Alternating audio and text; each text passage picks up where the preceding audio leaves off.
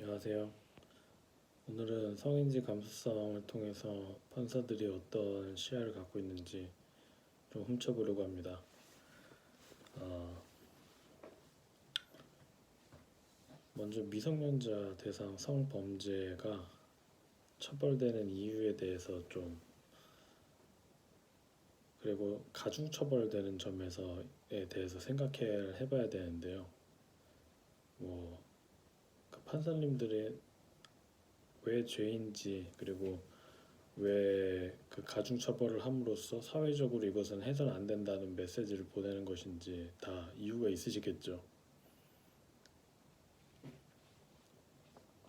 여러분도 이게 왜 죄이고 가중처벌을 받아야 되는지에 대해서 다 고견이 있으실 겁니다. 여러분 안에 있는 마음 안에 있는 판사님들이.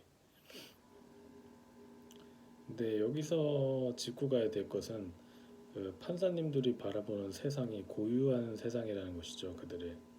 그리고 그들의 그 고유한 시야에 대해서 우리는 존중할 필요가 있다. 그리고 귀담아 들을 필요가 있다는 점을 밝혀두고자 합니다. 그들의 그 고유한 시야는 그 우리 사회를 위협하는 어떤 위협들에 대한 뭐라 그래야 될까요? 단서일 수도 있고요. 아니면 우리 사회가 지향하고 있는 가치란 무엇인가를 담아내고 있다고도 볼 수 있겠습니다. 아, 이제 성인지 감수성에 대해서 얘기해 보려고 하는데요. 그 성인지 감수성이 뭔지는 여러분이 다 아실 거라고 생각합니다. 아, 그것은 근데 간단하게 요약을 하자면 어떤 인간이 겪고 있는 그 극심한 수치심을 그 법적으로 구제하려는 시도이고 장치입니다. 이 장치는 그 성인지 감수성이 뭐냐라고 묻는 사람들도 이해가 안 된다라는 그런 비판도 받고, 또 진술만으로 사건을 규명할 수 있느냐라는 어떤 그 전문적인 아니 전문적이라기보단 이성적인 비판을 받기도 합니다. 음, 그런데 이런 비판들에도 불구하고 성인지 감수성이라는 장치를 그 우리 법관들은 사용하고 있다는 거죠.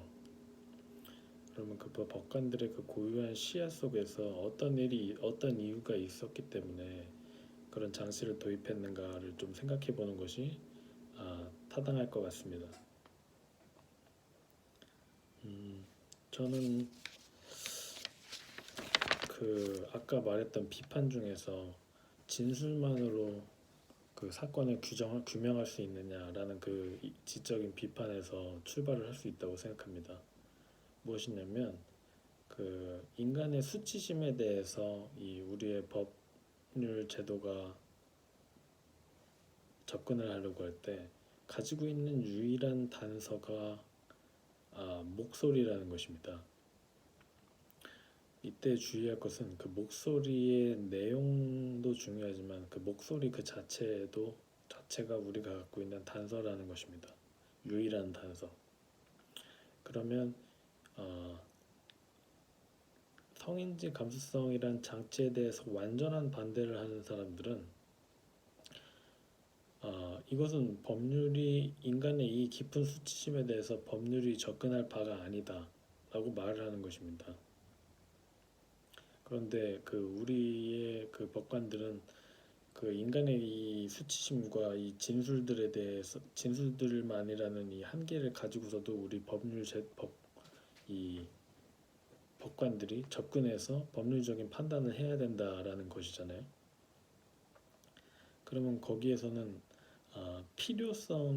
필요성이라는 것을 추측해야 할 것입니다. 왜 그러한 어찌 보면 보수적인 법 제도가 적극적으로 이 목소리들을 모으고 목소리들을 인정하고 이 깊은 수치심에 대해서 위안을 줘야 되느냐, 그 필요성에 대해서 생각을 해봐야 되는데, 그 필요성에 대해서는 이제 그 다른 사람들에게 공유되기가 힘든 것 같습니다.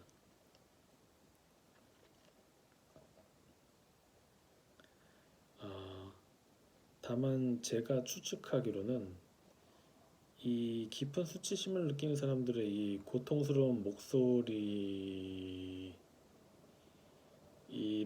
법원이 응답하지 않는 경우에는 그 결과가 아주 파국적일 수 있다고 생각합니다. 어떤 파국적이냐면 나쁜 놈을 잡고 범죄자를 잡는 것도 법의 기능 중에 하나지만 그 결백한 인간을 구제하는 것 그것도 법의 기능 중에 하나일 겁니다. 그런데 이 수치심과 목소리를 넘기고 어떤 사람이 떠났다고 세상을 저버렸다고 한다면 그리고 세상에 수만 붙어 있지만 많은 사람들이 껍데기만 남은 채 이 깊은 수치심 속에서 자신이 겪은 그 고통의 실체를 파헤치지도 못하고 파헤치려는 시도조차도 그 부정될 때 사회적으로 그러니까 목소리만 있는데 그걸 가지고 어떻게 하느냐 어? 증거가 있느냐라고 말을 했을 때 사람들은 좌절되죠. 그리고 그 좌절되고 수치심 속에서 살아가는 많은 사람들이 생길 때 그것은 그 결백한 인간의 구제라는 그 법률의 본질적인 의를 해치는 것이 될 수도 있을 것입니다.